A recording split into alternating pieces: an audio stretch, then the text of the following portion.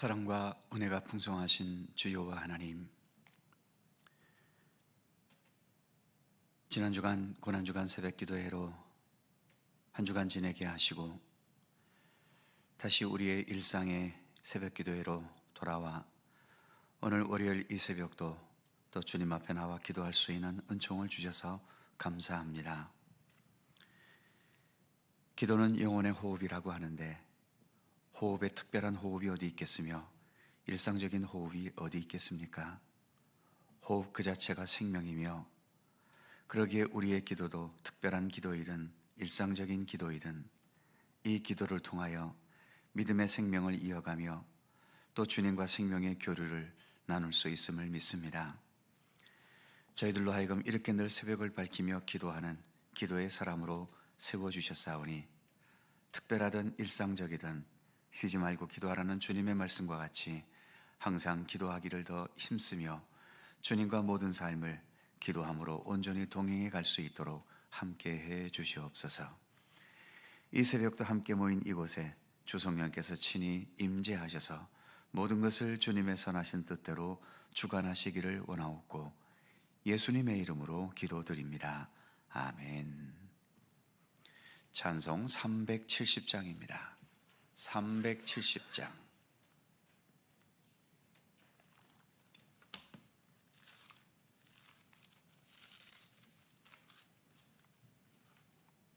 (370장) 함께 찬송합니다. 주 안에 있는 나에게 딴 근심이 있으랴.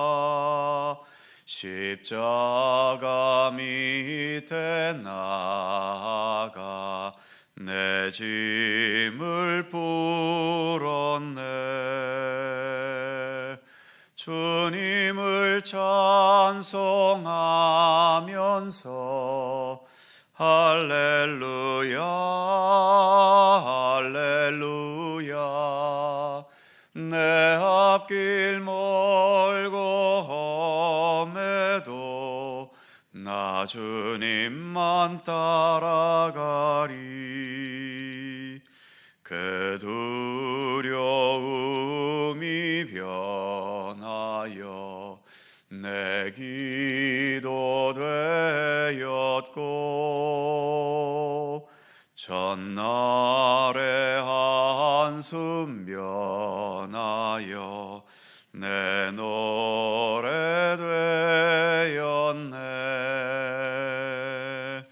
주님을 찬송하면서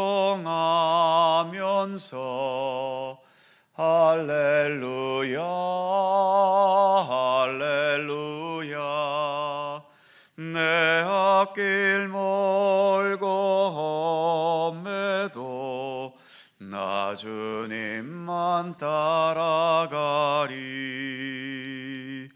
내 주는 자비하셔서 늘 함께 계시고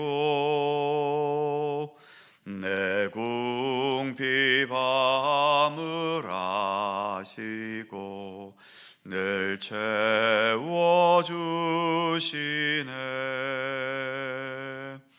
주님을 찬송하면서 할렐루야 할렐루야. 내 앞길 멀고 험해도 나 주님만 따라가리.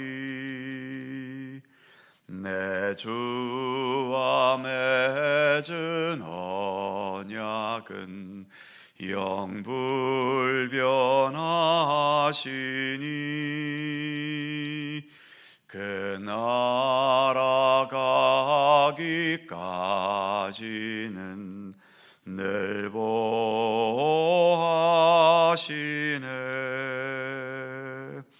주님을 찬송하면서 할렐루야 할렐루야. 내 앞길 멀고 나 주님만 따라가리.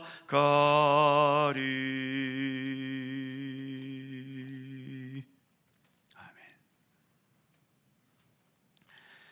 민수기 16장 36절입니다.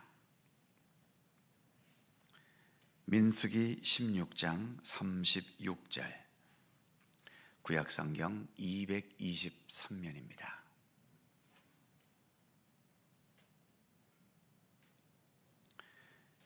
민수기 16장 36절에서 40절까지의 말씀입니다. 5개의 절을 다 함께 한 목소리로 봉독합니다.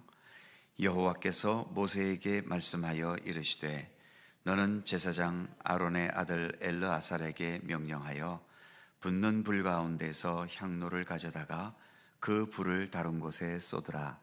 그 향로는 거룩함이니라. 사람들은 범죄하여 그들의 생명을 스스로 해하였거니와 그들이 향로를 여호와 앞에 드렸으므로 그 향로가 거룩하게 되었나니 그 향로를 쳐서 제단을 싸는 철판을 만들라. 이스라엘 자손에게 표가 되리라 하신지라.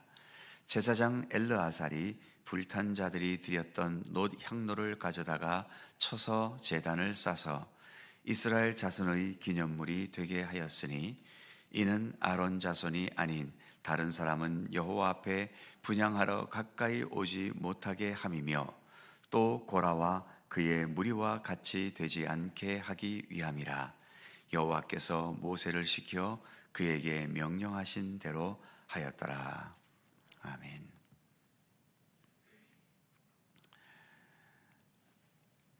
자기 몸에 평생토록 지워지지 않을 큰 상처 자국이 있는 분들이 계실 겁니다.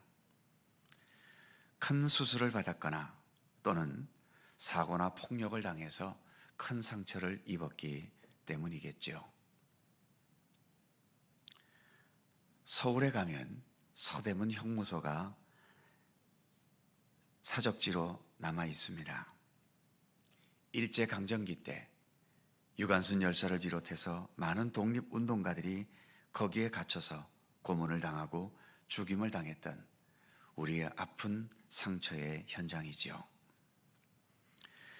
그런 상처들을 볼 때마다 아팠던 상처에 대한 기억 때문에 괴롭기도 하지만, 그러나 또 한편으로는 그런 상처가 있음으로 인해서 더 이상 이런 상처가 반복되지 않도록 조심하고 대비하게 하는 마음을 가지게 되기도 하는 거죠. 그래서 상처 자국은 무조건 그 흔적을 지워버리기보다는 그 상처를 통해서 더 긍정적이고 더 발전적인 요소가 되게 하는 지혜와 의지가 필요한 겁니다.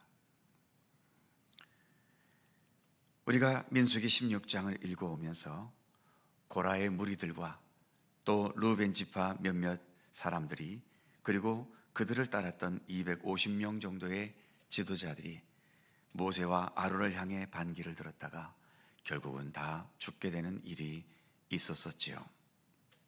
특히 왜 아론의 자손들만 제사장이 될 수 있냐고 반기를 들었던 250명의 지도자들이 제사의 규정을 따라서 제단에서 불을 받아 향로에 불을 붙여야 되는데 각자의 불로 향로에 불을 붙였었지요. 이로 인해서 그 향로에서 큰 불이 나와 250명을 모두 불살라 죽게 만든 일이 있었습니다. 이제 오늘 본문 37절에 의하면 향로의 불을 다룰 수 있는 제사장 아론의 아들 엘르아살에게 아직도 불타고 있는 향로의 불을 다른 곳에 쏟아버리고, 38절에 의하면 그 향로들은 모아서 제단을 싸는 철판을 만들라고 하나님께서 명령하십니다. 향로에 담겨진 불은 제단의 거룩한 불이 아니라 다른 불이었기 때문에 그것은 버려야 했지만, 향로 자체는 하나님께 봉헌된 것이기 때문에 봉헌물로서 여겨졌던 거죠. 38절 첫 부분에서 이렇게 말씀합니다. 사람들은 범죄하여 그들의 생명을 스스로 해하였거니와 그들이 향로를 여호와 앞에 드렸으므로 그 향로가 거룩하게 되었나니 그 향로를 쳐서 제단을 싸는 철판을 만들라. 이스라엘 자손에게 표가 되리라 하신지라. 이스라엘 자손에게 표가 되게 하리라 말씀하셨는데 40절에 의하면 이 철판은 이스라엘 자손의 기념물이 되게 하셨다라고 말씀합니다. 표가 되고 기념물이 되었다는 거죠. 이 제단을 싸고 있는 철판은 적어도 250여 명의 지도자들의 죽음이 담긴 아픈 역사를 담고 있는 기념물인 셈이죠. 이 기념물을 두신 이유를 40절 중반부에서 이렇게 말씀합니다. 이는 아론 자손이 아닌 다른 사람은 여호와 앞에 분향하러 가까이 오지 못하게 함이며 또 고라와 그의 무리와 같이 되지 않게 하기 위함이라. 그래서 이스라엘 백성들은 제단 앞에서 제사를 드릴 때마다 자기 생각과 판단에 따라 함부로 분향하지 않고 함부로 행동하지 않고 오직 하나님의 말씀과 하나님께서 정하신 절차를 따라 겸손히 행해야 함을 그 기념물을 보면서 생각하게 하셨던 겁니다. 기념물에는 두 가지가 있어 보입니다. 하나는 이 철판의 역사처럼 아픈 역사가 담겨 있어서 또 아픈 역사가 반복되지 않게 하기 위한 기념물이죠. 반대로 우리가 앞부분에서 읽었던 민수기 15장 38절 이하에서는 이스라엘 백성들이 다른 나라에서는 귀족들에게만 허용된 옷단에 술을 달고 또 거기에 청색끈을 더해서 이스라엘 백성들은 하나님의 존귀한 백성들임을 상징하게 했고 또 이스라엘 백성들은 그 옷단의 술과 청색끈을 보면서 여호와의 계명을 기억하고 준행하고 방종하지 않으려는 마음을 가지게 하는 기념물을 말씀했었지요.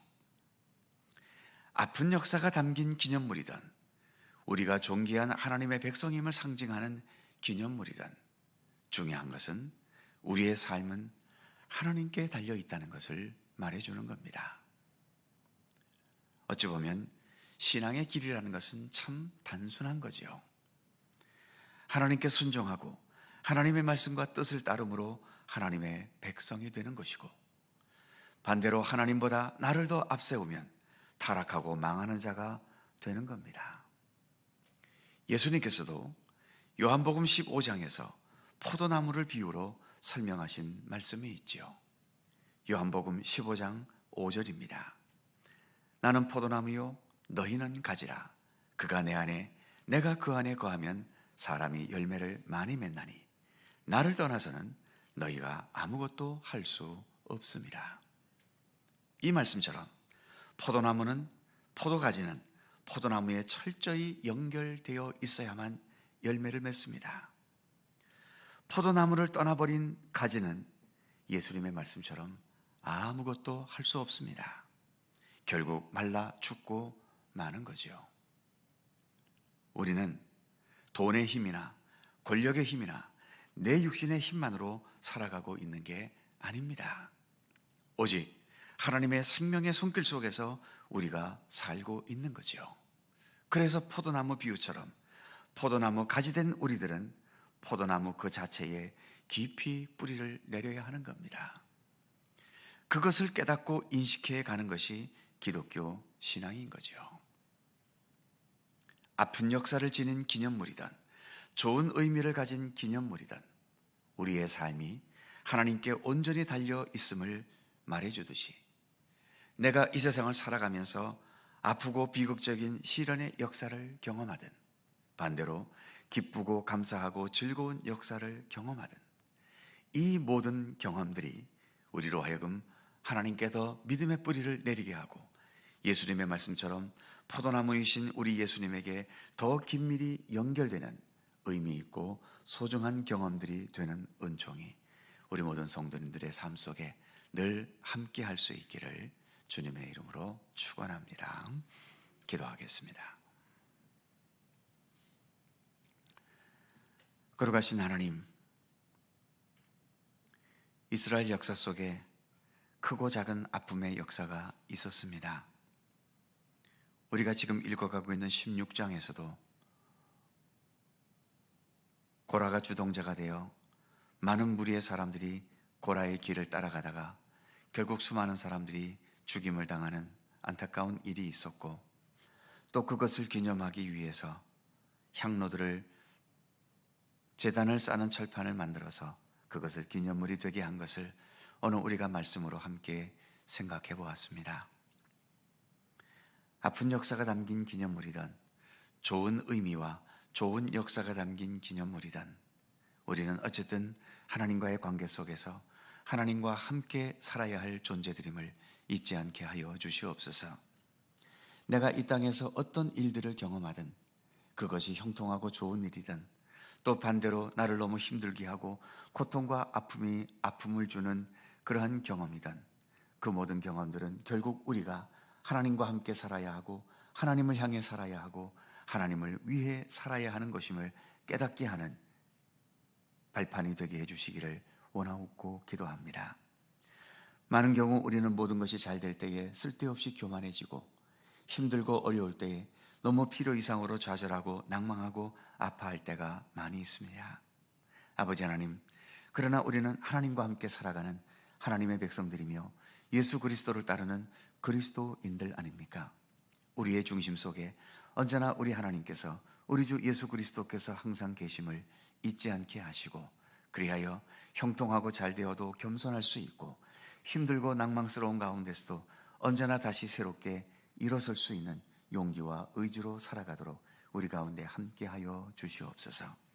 우리의 삶 속에 언제나 변함없는 선한 목자가 되어주시고 어두울 때 빛이 되어주시고 약할 때의 강함이 되시며 외롭고 힘들 때의 위로와 또 큰 용기와 의지가 되어 주시옵소서. 오늘도 새로운 하루를 주셔서 감사합니다.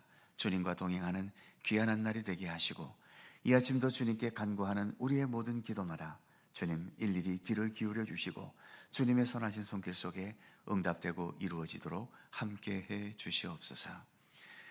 여러 위기와 고통과 아픔 속에 있는 성도들을 오늘도 위로하시고 주님의 치유와 회복의 손길로 함께해 주시옵소서.